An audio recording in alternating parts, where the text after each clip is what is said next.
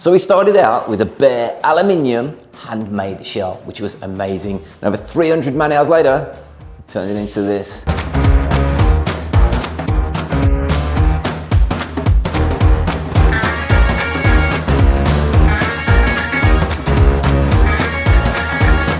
So the AC is now in high build epoxy primer, ready for us to sand down prior to paint. Now we've gone for the high build epoxy primer. This is harder to sand down, so more stages involved, different grits of sandpaper. There's still a lot of sanding to do and it's all in the prep, so we've got to be super careful as always. Get this thing arrow straight all the way around using lots of different blocks. Always use the Pro blocks to get all these perfect for these curves actually. So loads of sanding, but hopefully next week this is going into colour.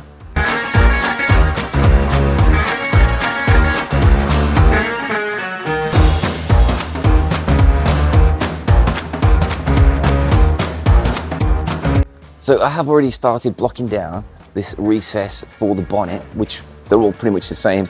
And for that, this perfect block for the teardrop shaped block. It's slightly rounded on the edge so that when you're sanding into that edge, you're not creating a big groove in there, which you would do if you used a block, any sort of square edged block. You're going to be creating a scratch mark with the sandpaper right in that corner, which you don't want. So for that, obviously blocking around like that. We already know it's pretty flat. We're just blocking the primer down, of course. And then a little bit on the edge for that. Use any sandpaper, just wrap it around the edge, block it in.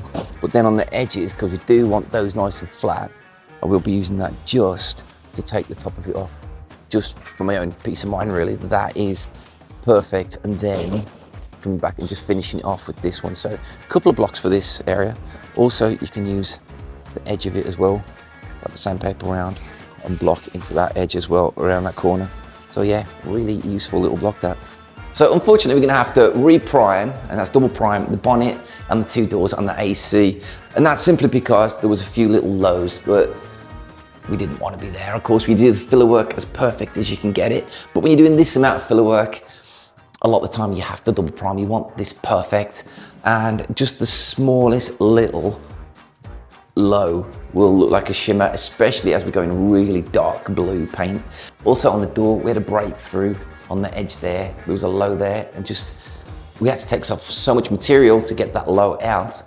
It's hit metal there. So we're gonna re-prime that door. Then this one, there was a low there, which we've added a little skim of filler there. It's worth doing just to get these nice and perfect. Once these are blocked out, we can actually get these into paint.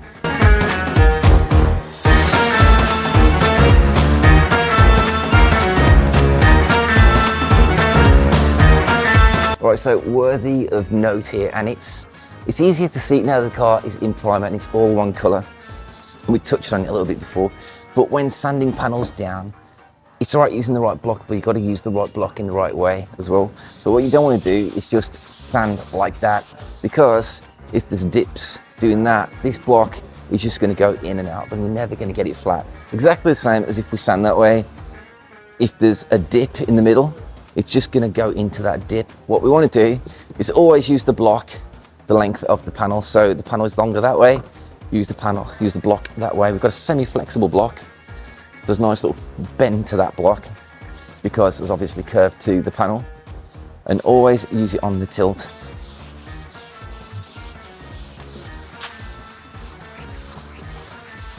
Right, so just knocking the primer down now, and you can see that orange peel there. Basically what we're doing is sanding it down until that orange peel has disappeared. You can just about see it there. But this is the beauty of guide coat. Is if you put it on, you can see it's highlighting it there. So when you think it's almost done, or you're struggling maybe to see where it is, just put a bit more guide coat on. You can see it's all over there where it looks almost like cellulite. It's pretty much all over, but it's really highlighted it now. So basically you just keep on blocking until it's all gone.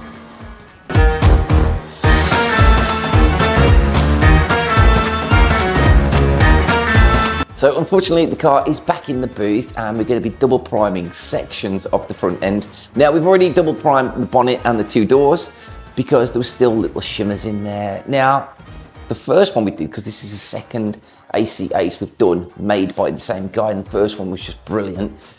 We only needed to prime it once, which is what we thought we'd get away with this one. Now the back end is mint, it's just perfect, it doesn't need anything. The front end, there's little bits here, you can see there's a bare metal bit there. On the front we've had to do a little skim, not much, but it's mainly just bare metal bits where we've been blocking the lows out and we've come and hit metal. And rather than just do little spot primes, sometimes if it's just on an edge, you can get away with using a little bit of an aerosol. Not with this one. We're going to be high build priming most of this side, most of that side, and most of the front end. We don't need to do absolutely every single section of it, and this section there is perfect, so it's pointless putting more product on and then blocking it down, because it is blocked down perfectly. So it's a bit of a shame, but you got to do what you got to do. This is real, this is what happens. So rather than just double priming everything, like I said, absolutely pointless, we're just going to be priming the sections that we need to, just to give it that little bit more build, block that out, and then literally we're ready for paint. So, time to get to it. I think with anything, you could probably, I don't know if you can hear that through the mic actually. It's time to clean all that off, get in here with 3 coats of primer.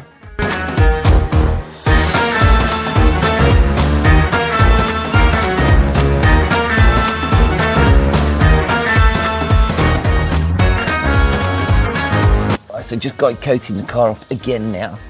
It's all been blocked down with, we actually use 240 grit because this epoxy primer is really heavy and really hard work to sand, to be fair. So we've knocked the top off and got it nice and flat with the 240. We're going to come in there with a 400 grit, just get all those scratches out. That's all we're doing. We're just getting rid of scratches now. Then we'll go over that with the 600, then it's pretty much ready to paint. There are a few little areas that have gone through. We'll be spot priming those, blocking those in. That's not that bad to do, to be fair. So the panels are yet to get sanded down as well. Then we can start painting.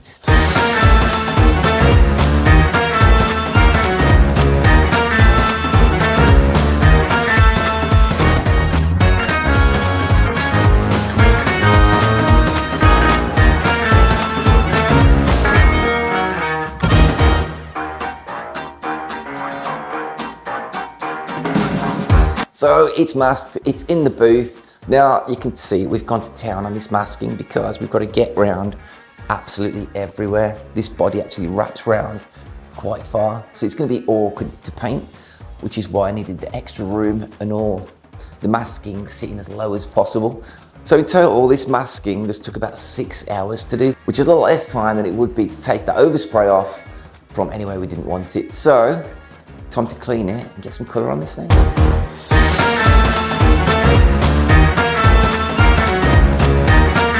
Right, paint mixing time. Now for this, we're using the Capsy base coat. Always give it a good stir. Make sure it's all off the side of the pot, on the bottom as well. Get it all mixed up. Now what I'll do is I'll mix up another pot of this, which is alright if you've got big pots, of course. Sometimes we buy them, most of the time these are absolutely perfect size. What I'll do is I'll mix up another pot, and once that pot's gone, because it'll probably take about 2 pots to get around the car, maybe 3. But then as soon as that one's done, I'll come in, tip that one straight back into the gun and get straight back in there.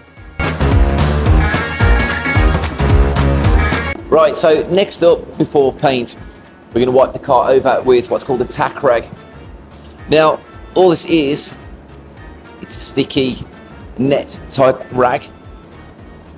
So what we're going to do is blow it all over, and this will just literally take up and pick up any dust that might have settled on it since we've just wiped it over. Now the booth is on, the extract is on, so any dust that we blow off it as well will get sucked straight out the extraction. And when it comes to choosing the colour for this, the owner either wanted dark blue or ruby red, which are original AC colours. Now luckily for us, he was also able to get hold of the original colour chips for this, because there is no information online anywhere for the formula on how to mix these colours. So we sent the colour chips off to Capsy, who developed the colours for us to colour match them as best they could, and sent them off to the owner for choice. Now he went with the dark blue, which to be fair, now it's done, I think it looks absolutely amazing. It's going to really pop when it's got all the new chrome on it, so I can't wait for it to be finished. But before that, of course, we've got to get it painted. So with the first coat, you can always see it's patchy. It's always patchy. You go light with each coat, getting subsequent more coats on there. We always go 3 coats, maybe 4 if you need that extra coverage. Now once we got full coverage and we know everywhere is covered, we've checked it with the light, we know everything is covered, it's then ready for lacquer. Now again, we're using the capsule lacquer. As always when I show cars, we use their 60/50. It's got a really nice depth of shine to it and it just holds up. It doesn't shrink. It's really nice lacquer. Because we're not going full show condition concourse style, we want a really nice finish to it. So we've just gone with 2 coats of lacquer, which is the norm, but it is quite a heavy lacquer. It's ultra high solid lacquer, which gives us enough to just take the top of it off, ready for the polishing, better than showroom finish.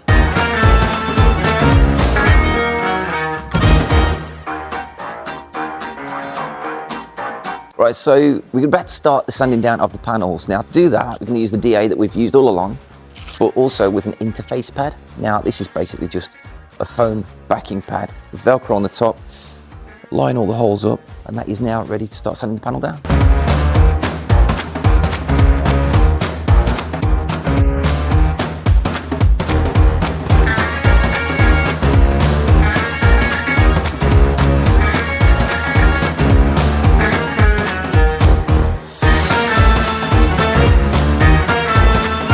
Right, so the main compounding on the door now is done now. Now we're going to switch up to the 3-inch little mini polisher. Now these things are brilliant for getting into small areas and intricate stuff where you've got more control over this as well.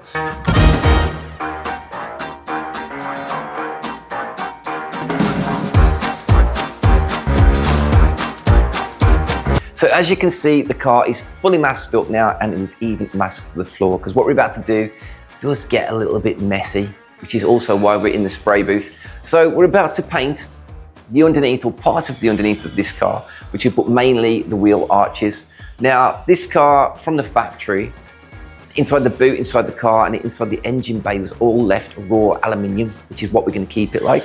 But the inside of the arches, because we want some protection on this and it probably will get driven, we're going to be putting a stone chip underneath there. And for that, we're going to be using a tinted Raptor paint, which is basically a tintable, color tintable stone chip protection paint.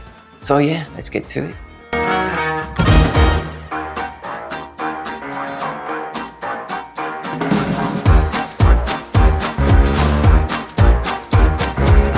And that's it, we are finished with the AC now, and now the panels are on. I think it looks absolutely beautiful. This color really suits it. It makes it look rich, you know, it makes it look expensive, which it is, to be fair. But now the panels are on, you can really see this car come to life, and I can't wait to see, well, I will never see the finished car, because it's going down south to our customer to build it ready for this to be then shipped off to Sweden or Switzerland, I can never remember. But yeah, this is going abroad, hence the left-hand drive, which we've been over before. But once all the chrome goes on this, it's going to look absolutely beautiful. It's going to really pop against this dark color. And you can see all the panel fitment.